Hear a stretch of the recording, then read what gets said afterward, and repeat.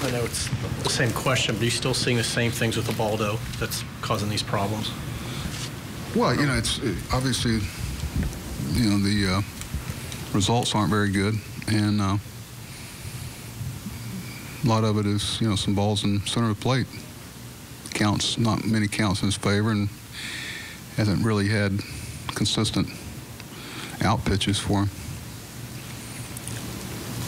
Tyler. Pardon? Tyler. Yeah, you know, he kind of got us out of there 6-6, and after that, you know, he and Steph both just couldn't stem the tide. It's a good club. They've been playing real well this year. We knew we were going to be challenged today. A lot of switch hitters, and they're pretty even at either side, and you know, it's a tough lineup. Buck, is it getting to a point where you might need to make a change with Ubaldo in the rotation?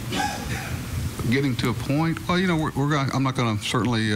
I understand that the production hasn't been there like it needs to be, and you know, if there's adjustments to be made, we'll make them. But I'm certainly not going to talk about things like that in this setting. But I understand it's a question that we ask every time we have some consistent struggles at a certain part of our game.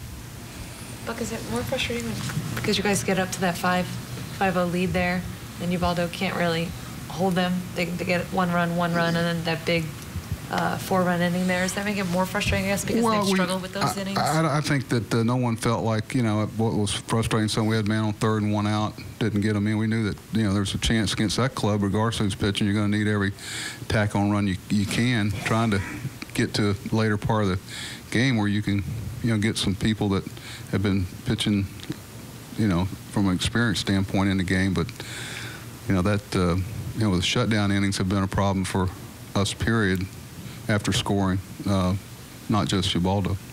Are you going to have to make a move or even two after this? There's that potential. I haven't spoken to anybody yet, but there's that potential with two guys being down tomorrow. Buck, I know you proud of the professionalism of your guys coming back from stuff like this.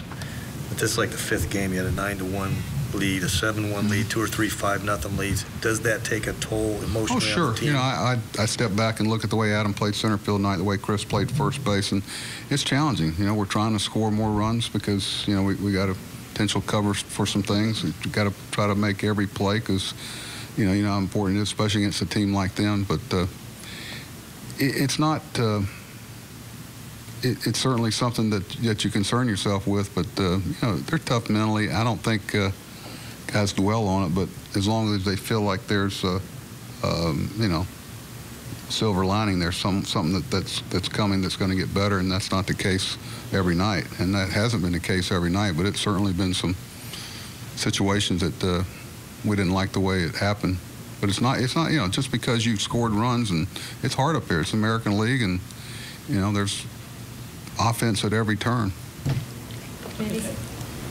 Okay, like you said, you don't want to talk about a potential move with Ubaldo, but in the past when he struggled like this, you know, you guys have moved him to the bullpen, and it's been a good thing for him.